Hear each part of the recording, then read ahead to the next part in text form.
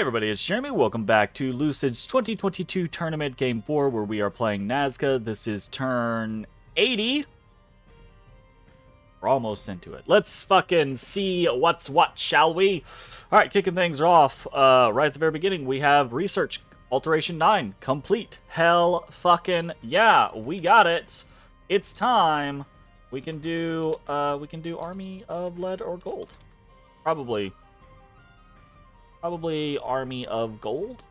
Probably want to do, like, super first turn and anti-magic stuff to prevent any shenaniganry. So, probably Army of Gold.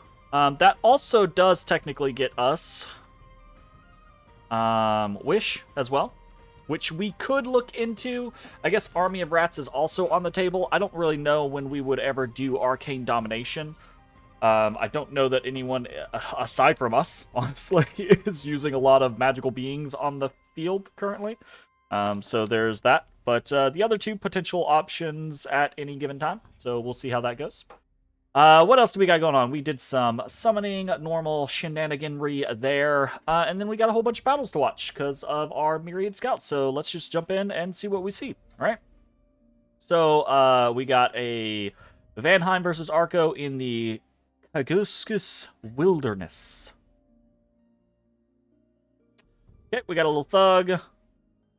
Normal-ish thug gear. I like the addition to the Horde helmet. Ooh, we've got a whole bunch of spearmen here. This is a mercenary group. Yeah, Louis. Otherwise, just PD though. So, unless this guy is kitted out, no, he's got nothing. There's no way that they're gonna beat this thug. It's just gonna be a whole lot of dead people. Bunch of entangled spearmen. Bunch of dead spearmen. Bunch of dead deer tribe. Easy peasy lemon squeezy. Yeah, 43 kills. How many? Hold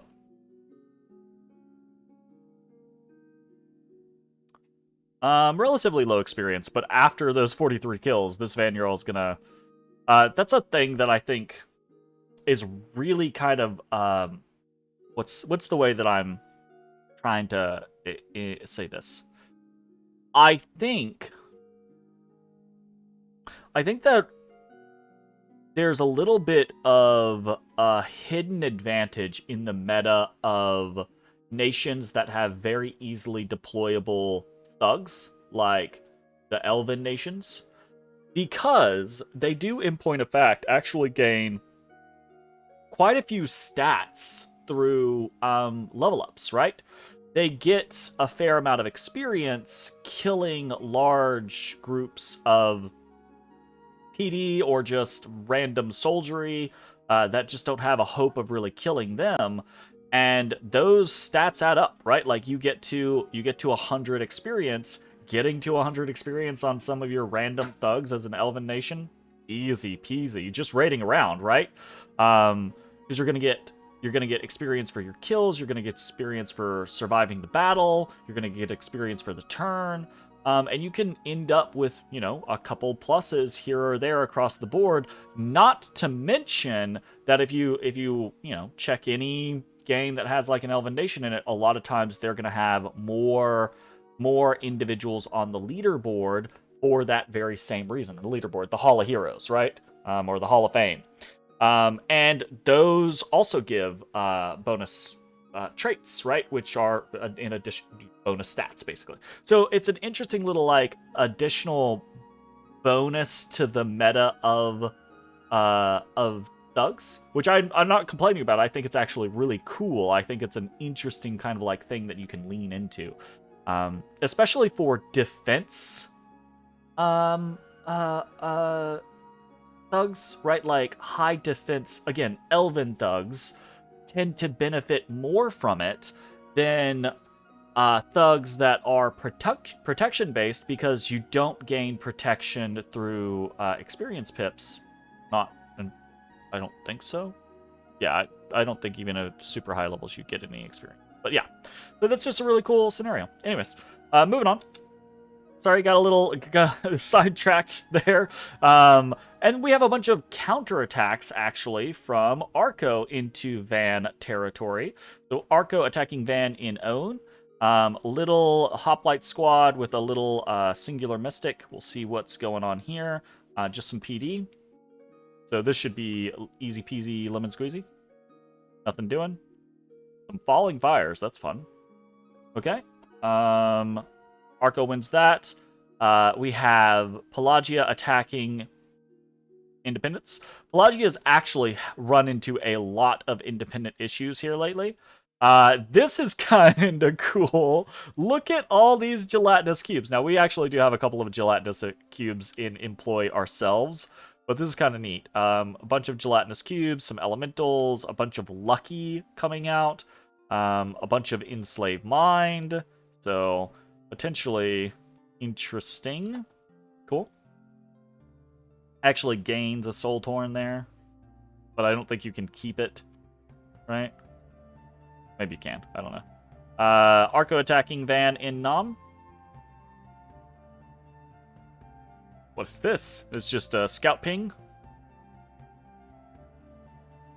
Runs into some Windmasters and a couple of Shamans. Cool. Arco attacking in Winna, or Wina. Okay, so this is actually a thing, but it's only up against some PD. A couple of Hoplites, a whole bunch of Hoplites, some Mystics, an Enchantress. Kitted out, actually. Interesting. We have a Flame Spirit back here, and some Peltists in the back just for shits and giggles. I say just for shits and giggles. They're there to catch any background shenaniganry. Gift of Heaven's just dropping down into the midst of everything is kind of crazy. Easy peasy lemon squeezy. We've got some Lost Canyon range action. Arco attacking Vanheim again. We've got some Bakemono shows. Cool. Against just PD. This is a fair amount of PD, though. This might actually tear up the Bakemonos. No. Attack density wins the game there. So, I say fair amount of PD, but it actually wasn't. If this had been, rather than, I assume this is like 6 PD, if this had been like 15 PD, it might have overrun the Bakemono shows. They kill super small amounts of PD really easily because of their high attack density, right? Because they're all the size 1, so. Anyways, moving on. Cool stuff. We have a couple of battles ourselves, both one against horrors and one against indies. So we were attacked by some horrors. We're getting to that stage of the game where finally we have to pay the bill on our lightless lanterns, right? We've got a shit ton of Aklas horror marked, and they're all gonna die, right? Over the course of the next, I don't know, 10, 20, however many turns the game lasts, honestly, we're probably going to start losing an Akla per turn or here or there. Maybe not quite that much, but like it's a fair amount. That blessing is not going to save you against 2 horror mantises. I don't know that anything was going to save, but like maybe a random fireball or something, like an actual attack spell thrown at these horror mantis. Maybe you would have killed one, and maybe that would have triggered a rout in the other. Unlikely, though. And floop, dead. Just, I like their little attack animation. It's just floop. Floop. And you die. Because within that attack animation is 4, I think, aren't they, oh, they're not, oh, I thought these were armor piercing, but they're not. So, this is survivable with the right situation, but not for an Akla. Not an unprepared Akla, anyways. And then we attacked in the Mushwood, trying to take this province back. And this is potentially gonna not work, right? Because we had a stack of Hatenruna here. This is a larger stack of Hatenruna, but we did have a stack of Hatenruna fall upon these heretics last turn, and they lost. But there were more heretics then. We have more Hatenruna now. I kind of think that we're going to be okay, but we'll see. You can see a couple of them are injured, right? So, and we fully envelop. And we do lose a couple Hatan Runa there, but they lose more. So we actually do win this time. Yeah, lose 6. That's not too bad. That's what the last one should have been. Unfortunately, we lost. So, we've got that, and I'll go ahead and spoil it down here. We have a sneaking enemy down here. So let's go ahead and view that real quick. We got more heretics. Like, all these fucking heretics in our territory. And, again, more Hatan Runa. Let's see if we do better this time than we did the original time. It's not a very good surround. But we do okay this time. Cool. Alright, so we lose 3 Hatan Runa. Pretty decent. So, battles for the turn versus Horrors, 0 wins, 1 loss, versus Indies, 2 wins and 0 losses. Nice. We'll take it. Not like we have a different option, but we'll take it. Okay, got some unexpected events in Amul, right? Amul is where we have the ongoing site, the Cthulhu event site is kind of what I'm calling it. That's not the name of it, but it's what it reminds me of. It reminds me of like the whole Innismouth kind of like Cthulhu mythos situation. So, at the night of the dark moon, the villagers congregated at the basalt statue, engaging in guttural prayer and hideous chanting. As the rite progressed, they were joined by deformed men crawling from the sea, led by a robed creature with tentacles sprouting from its face. The creature beckoned your servant, who eagerly joined the chanting. Afterwards, a proposal was made. Leave the village to its own affairs, and let the creature claim some souls now and then from the coastal settlements. In return, he will bind an entity from the void to serve. Cool! Okay, so we have the Cthulhu event. We'll check that here in just a second. But yeah, so we have that. I'm going to count that as a positive. In Klon, an enormous tidal wave has hit. Everyone living near the shore has died. People are very distraught. That is definitely not a positive. So we gained a shit ton of unrest in Klon, actually, and we lose a fair amount of population. And then in Nazca, our tax collector is waylaid. So, yay, luck 3. We got fucked this turn. Minus 100% tax and a bunch of unrest in Nazca. So, there's also a deathmatch happening this turn.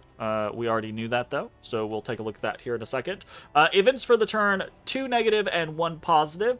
We have the Cthulhu event, which is our positive for the turn, and then we had events in Klon, Unrest plus 61, Population minus 1,950. And then in Nazca, we had events, Tax minus 100%, and Unrest plus 16. So pretty abhorrent there. The Nazca minus 100% tax and Unrest actually really sucks, because Nazca is, I don't know, half our freaking money right now, so that's a problem. But it be what it be. And then we have the arena. There's only one arena battle. Only Arco deigned to enter into this. We had to send in Hugh Lake, because he is the previous champion of the arena. Let's see. Oh. And this is what I was afraid of, right? Like, we're at that point in the game where it's very easy to get certain chassis, and we are at that point, or not the point. We are at that point in the game where it's very easy to get certain chassis, and this is not a no casting arena, right? Like, we do not get a slave collar for this arena to prevent us from casting, meaning it's perfectly fine to send in something like a get it out worm mage with gems and a water elemental. Okay, so the water elemental is bad news anyways, but is actually doable. Has very low attack value, right? 13. I say very low. It's perfectly fine attack value, but it's 13 versus 30, right? Defense skill. So if we were just fighting the water elemental and, you know, like another creature, potentially we could just dodge them and stab him in the face. That's absolutely an option. And every time we hit the water elemental, it's definitely going to tick down, even with the pierce resistance. I say definitely going to tick down. It'll probably tick down. I don't know. It depends on the rolls. Okay. People who know what worm mages do know what's gonna happen here. Creeping Doom! Big surprise! Look at all those fucking bugs. Do we got any poison resist on the werewolf? No. And yay. Poisoned. Now it's smashed. Now it's dead. Yeah. The water elemental, maybe. The Creeping Doom, probably not, but maybe. Both, definitely not. Definitely not. Poor Huglik, the werewolf, champion of the arena twice, is felled by a unsightly worm mage sent in by the snake. No, I'm just sent in by Arco. And for his trouble, he gets Champion's Trident. So we basically just took our Trident. Cool. Fantastic.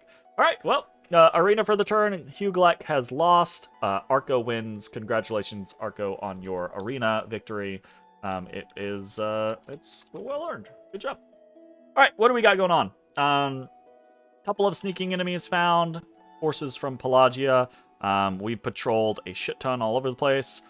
We are doing things this turn. Let's talk about shit. I'm gonna try to not talk for eternity about a lot of these little things, but some of them are important, right? Most of this is logistics setting up to attack Pelagia. We might be doing it next turn. We are making some movements in anticipation of it being next turn, but we might also pull off and have it be a turn later, depending on what we're doing. Depending on kind of like the what happens next turn. There are the how to say this. I'm not getting cold feet or anything like that, but there are some developments that are happening over here where I'm like, yeah, before I engage Pelagia, I might have to make sure that Arco doesn't lose 25% of its provinces next turn. I'm not going to be able to do anything like that. I just need to verify that Arco doesn't lose 25% of its provinces next turn. Because if they did, then we probably have to change our tune and do something else. So, a lot of this movement is logistical movement to determine or to make sure that we are in position to do things next turn if we pull the trigger, or the turn after that if we don't, right? So, one of the things we're doing is we are actually moving in a Royal Malqui and Origines, the King of the Mountains, down into Austin Glen.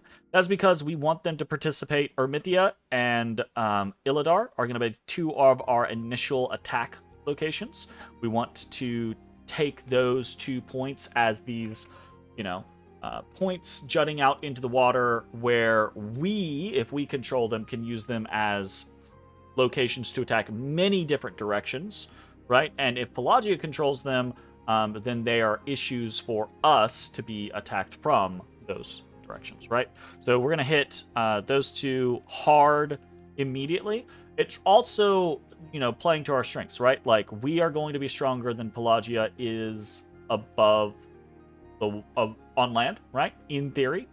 So we want to hit those as hard as we can. Also, there's not much in these areas as far as we can tell right now. So hit them hard, take them quickly, etc., etc. We have Baratheros moving closer to Illidan. We have another Royal Malqui moving closer to Illidan. We've got Huacas. We've got Supayas at the ready. We've got a lot of Long Dead, obviously, right? We've got more Long Dead able to strike out at multiple different coastal zones. We got more Long Dead, a whole shit ton of Supayas, Huacas, Sun Guard, etc., Condors, all able to hit Ermithia or to hit the surrounding areas. And we are moving, more undead into the Mike Marsh, right? So Mike Marsh doesn't actually have a whole lot to be able to attack into like Blackport and this big peninsula. we're probably going to have to bring stuff from Ermithia down in to take these locations as well, but we're going to try to harass it at the very least, right? Like, put it in check, that type of thing. We're also moving our She Champion, little kit, etc., up into Klon to attack into Retha, and potentially just it's about in this area, that territory type situation. And then we'll also be smacking Rid with something. So yeah, got all of that shenaniganry going on. Continuing, of course, to do our training where we can. We just have significantly less people here right now. I probably should throw these guys in there just to get them the experience, because why the fuck not? I just haven't really seen the point. We're pulling more guys down into the Forgotten Woods. Next turn, absolutely, we're going to have so much in the Forgotten Woods that we're probably going to start showing Supayas and things like that. So that is what it is. Nothing we can really do about it at this point. We're about to pull the trigger, so all in, as they say. And then we're doing a little side quest over here. We're sending in this twice-born Koya. Gonna do a little drowning action to get a my brain died. It stopped. To get a white mage. And I'm questioning whether or not I even need to do this preemptory. I wouldn't do it preemptory, right? Like, if I was fighting Vanheim, I would just twice-born my Koyas and say, okay, I'm going to throw them at Vanheim and make Vanheim kill them. And then when Vanheim kills them, I get a white mage. Cool, right? But against Pelagia, I kind of want the white mages, maybe a couple of them, right? I don't know. I'm still unsure whether I want to commit to this or not. Kind of want the white mages because they can go underwater without the need of additional equipment, right? So it would be nice to have a couple of them on hand, able to respond to things like Triton Kings or things like that, like teleport into Triton Kings. Without needing things like Ring of Water Breathing, because if I'm teleporting into a Triton King, I probably need other things like pen gear or stuff like that in order to try to make sure that I'm taking them down. So, we're potentially gonna experiment with a couple of those things. Maybe not. We'll see. All right. What do we have mechanically going on this turn? That's really it as far as our logistics are planning. We're prepping to pull the trigger on Pelagia. If it doesn't happen next turn, it might be because we're hearing a lot of news about how things might go downhill for Arco. We'll see how it goes. Yeah, no, let's do mechanics. Recruitment for the turn. We're recruiting 2 Apu, 1 Lizard Shaman, 1 Hydromancer, and 5 Sun Guard. We did not have very much money this turn, so we did not really get to recruit much this turn. Kind of is what it is. Ready to pull the trigger on Pelagia so that we can try to have any sort of fucking income at this point. Honestly, it hurts. It hurts a lot.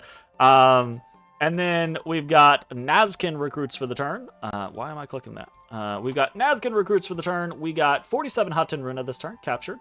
Very cool. We got 199 Long Dead Warriors this turn. Technically, this isn't actually all Nazcan recruits. Most of these are generated by Nazcan-specific scenarios, except for our new Mound Fiend, who is also reanimating.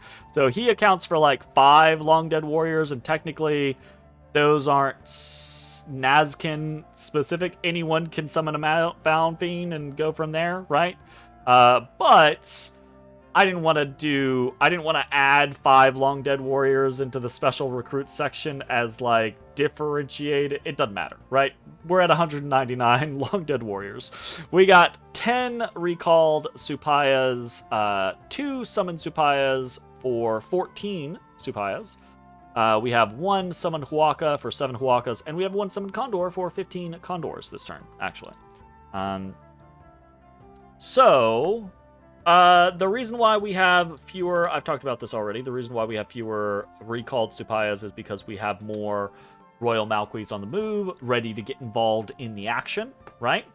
And then I think the only other difference that we're doing right now is we're actually summoning some condors. Why are we summoning some condors? Well, one, we haven't been summoning condors because we've been wanting to use our air gems for other things. Things like domes of solid air, things for like summoning queens of elemental air, etc., etc. Things for like doing thunder staffs, right? Or storm staffs, or whatever the fuck they're called, right? That type of situation. But we don't we might need to still do that. But we also would like some additional siege chaff. So I say siege chaff. I wouldn't really call it siege chaff per se. Where's my fucking condors? Condors have 4.4 siege strength. Getting 15 condors for what is it? It's 9. It's normally 9. And I don't think I calculated this, actually. I think I forgot, so... is it just 3? Does it get rounded down to 3? Probably gets rounded down to 3. What do we have right now? We have 18 times...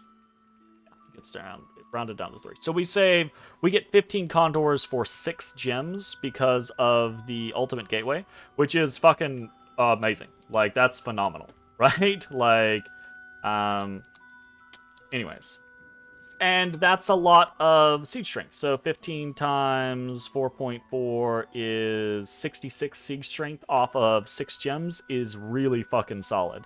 That being said, I mean, in fairness, we can do Great Eagles now, and that's 8 gems, which we could get reduced down to, I think also down to 5, so we'd be saving 3 there. So, and Great Eagles at 5+ would be...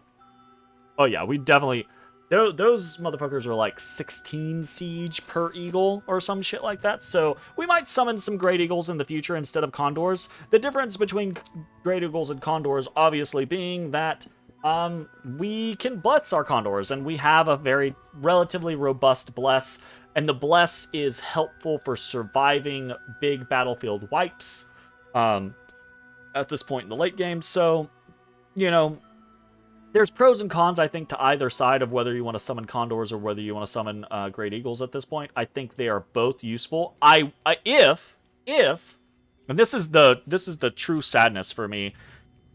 We didn't take fucking magic weapons. We took what was it? Twist Fate or whatever, right? We took Twist Fate. I regret that. I absolutely regret that. I've regretted that for a while. If we took magic weapons, our condors are all basically not a threat anymore, right? If we took magic weapons, our condors actually would be a threat still, and that would be awesome because they could pop things like Fog Warriors, and we could have so many of them that they would pop Fog Warriors a bunch, and popping Fog Warriors a bunch is really fucking good, right? And if that was the case, I would go back to summoning condors every fucking turn. We'd have 50,000 condors. That's the only reason I'm not doing it though, is because it's just not. It's still potentially worth it, but it's not as good because they're not as useful in combat as they otherwise could be, unfortunately. Anyways, moving along. We've got some special recruits this turn. 1 Direwolf, 1 Dustwalker, and then 1 Air Elemental and 1 Sylph. Actually, this is the Air Elemental and this is the Sylph. So, we got that going on. We've got no Earth special recruits. Ooh, I lied, actually. Don't we have... No. We would have more, but we're doing some foraging and other shit like that. And we're sneaking this fairy mage up towards Illidar. So, because we're moving our Kings of Elemental Earth and we're doing other things with our fairy queens, we don't actually have any other special recruits going on. So yeah. Rituals for the turn. We have a whopping 7 Revive Kings and 1 Naiad Warriors. So, the 7 Revive Kings Or another reason, right? Like, we might not pull the trigger next turn because I might want more bodies carrying or ferrying things around. Most of these are, we've got a couple, I think, in various different locations, but most of these are on the coast, and they're to lead these big ass piles of undead, right? Like, we got 225 here, but we've already filled out both of these kings, right? We need more kings to take this shit underwater. We could put them on Huron priests, right, that have rings of water breathing, but we want our Huron priests to be somewhat mobile, right, to be able to flit to different locations and pull back into different locations. And we want to continue to be able to pressure different situations and say, hey, you have to send some mages or some wave warriors or some water elementals or something to this fortification because there's 200 long dead here. And if you don't, they're going to crack the fort, and then you're going to lose stuff, right? Now, if you send something, you'll slaughter all those undead. That's okay, though. That's investment that you have to make. For me, it's almost no investment. I say almost no investment, but I mean, like, 7 kings is not... I mean, that's 21 fucking death gems. But we've been saving a lot of death gems over the course of the last several turns because of our ultimate gateway. So, you know, it actually works out fairly well. The Naiad Warriors, I don't know that we're actually going to do this. I wish we had a... We are doing it this turn. I don't know if we're going to continue doing this. If we had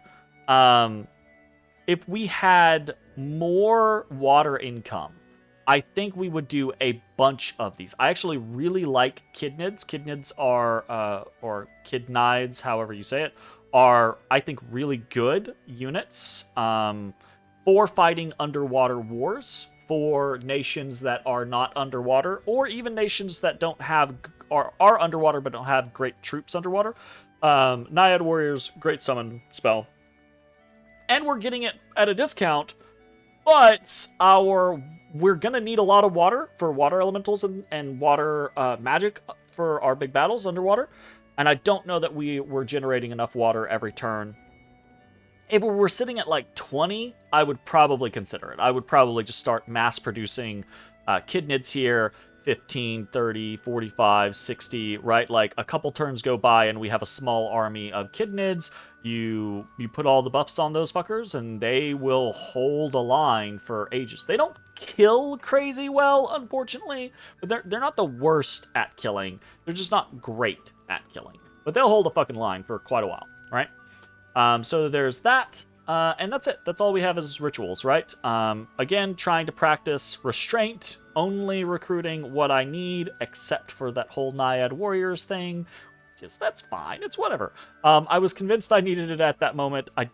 After the fact, I don't know that I needed it. Anyways, Ultimate Gateway savings. We have quite a bit of savings this turn, because we're doing a bunch of random shit. We've got 3 air saved, 7 water saved, 6 astral saved, and 8 death saved. So, very nice. Super happy to have the Ultimate Gateway. It's getting us so much fucking value, now that we've remembered that it exists. But, you know, it'd be what it be. And we've got quite a bit of forging this turn. We've got 3 fire... let me rephrase that. We've got quite a bit of weird forging this turn. We've been forging the crazy amount of shit, not crazy amount of shit, a fair amount of shit for a non-forging nation, right? Like, we're not Ulm, we're not supposed to have 30 things coming out every fucking turn. But we have a lot of stuff coming out every turn. But normally it's in this kind of line of, these are the things we produce every turn, and then we get a couple of random things. This is mostly random things with, like, 1 or 2 all things. So, we are getting forging for the turn, 3 fire plates, 1 gate cleaver, 2 boots of the messenger, 3 demon banes, 2 rings of water breathing, and 1 crystal coin. So the rings of water breathing and the crystal coin, not super strange. The demon banes we've discussed, right? I guess technically not a lot of this is weird. It's just kind of like stuff that we haven't all been producing.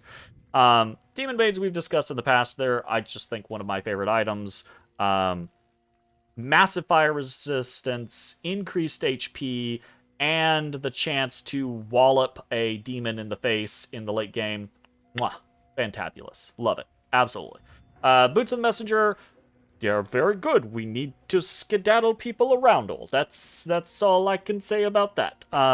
Gate Cleaver is actually one of the reasons why we're making a Gate Cleaver. We might make more Gate Cleavers in the future. Is again, Earth is one of those things in the late game where it can be a little interesting on how you spend your Earth gems. If you are a forging nation, right, like Ulm or something like that, you can, just shit out gear and just fully equip people in Armor of the Knights and, fucking bracers of protection and what have you, right? Just make people really tough, really annoying to deal with consistently across the board, right? And that's awesome. We don't really have that. Other people who don't have that tend to either lean into summons, right? Or they tend to lean into things like wizard towers, right? Or they're just using all their goddamn earth gems for shit like army of gold and that type of thing. Ground army, etc., etc. We have, because we're playing with Lucid's thematic gemgen, we have ways to kind of get around that, right? So we've got that kind of situation going on. Also, this is the kit that we're using for Origines. We've got all of that magic resistance gear that we've been making. A lot of that's going on to our big ticket targets like Origines, etc., etc. So, and then the last little thing there is the fire plates. We need another fire plate for this Fairy Queen to have a little bit more morale. And we just need... There are a couple of individuals that are low morale. Like, I think some of our Koyas, right, are potentially good targets for slightly boosted morale, but also some fire resistance, etc., etc. I actually...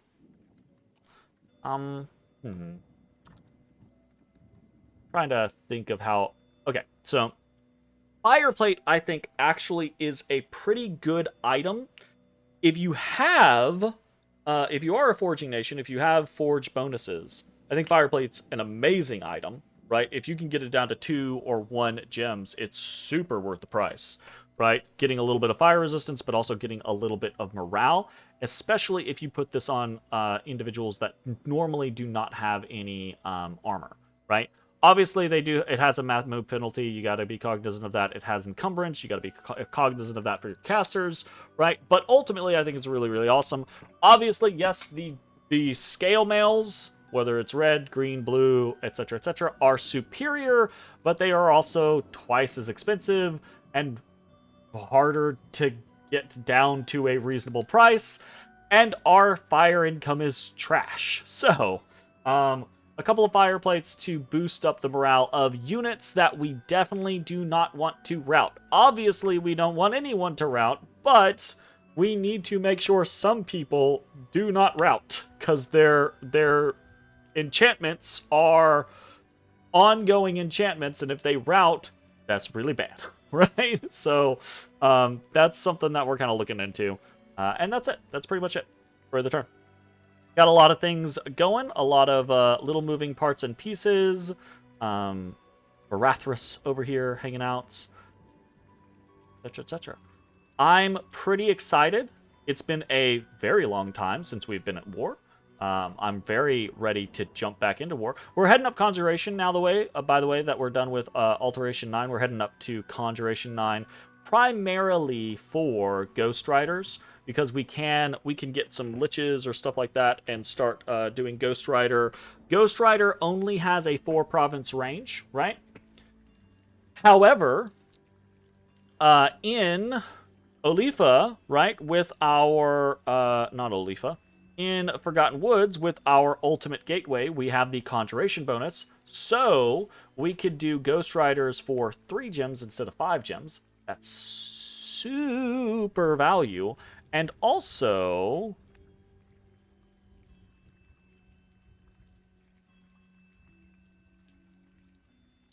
Oh, we have the Well of Pestilence over here. If we need to try to boost our death ritual range, we can send people over to the Well of Pestilence. Depending on where we're aiming, it will increase, right? Like, absolutely, if we need to start fighting Vanheim, that Well of Pestilence area is going to give us way more range. Then firing from Forgotten Woods, we'll lose the discount, obviously, right? But we've got options. So, anyways, that's what's going on.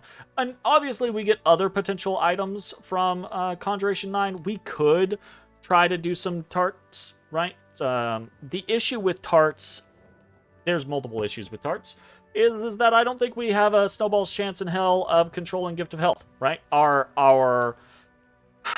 Our nature income is way too low. If we have a good war against Pelagia and we suddenly start to get a lot of nature income out of that, maybe that's something that we look at, right? That could actually be cool. We could, if we get to the point to where we have 20 plus nature income, then we could potentially save a couple turns, maybe even try to do some wishing for gems to kind of like get us additional input there. We could get up to try to get up to a good stack of earth gems and try to override Gift of Health, steal it from Vanheim, and then have a bunch of tarts laying around potentially, or start doing tarts at that point, and it could be pretty good. Legion of Whites is actually not bad. I think Whites are pretty powerful, especially in the late game, especially since they come with magic weapons that hit fairly hard. The problem is I think ultimately our big enemy is going to be Vanheim, and I'm not sure that Whites with their Bane Blades are going to be especially effective against the elves. But we'll see, right? That's mostly what we're getting out of this. We do have some other potential options there, but that's really what we're looking at, is those death things. And the reason why, for clarity here, is because Ghost Riders can help us target or pin Pelagia into certain locations, right? Like, Pelagia moves a force into a location that doesn't have a fort, right? We can slam it with Ghost Riders. 5 casts of Ghost Riders, even one, we can absolutely gem bait, right? With Ghost Riders. But 2, even against an actual army, that many long dead horsemen can actually do some shit, and the Wraith Lords are actually relatively strong, right? So just something to keep in mind. It's a pretty good tool. It's a pretty good technique for harassing or baiting or taking, not for ourselves, right? Because we don't get the territory that the ghosts, because they don't report to us. We don't keep them, right? So we don't get the territory that the Ghost Riders conquer or fuck over or what have you. I don't think so, anyways.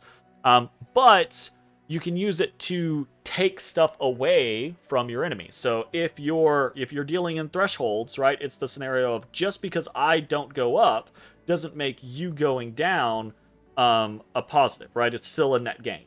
So if we're going up in areas and we're taking them down in areas even where we're not going up, that's an overall positive. I think that's pretty much it. A lot of stuff. I've kind of got the jitters because I'm really excited about what's going to happen next with these couple turns. So fingers crossed. See you next time for more Nazca. Bye-bye, everybody. Hey, everybody. Thanks for watching.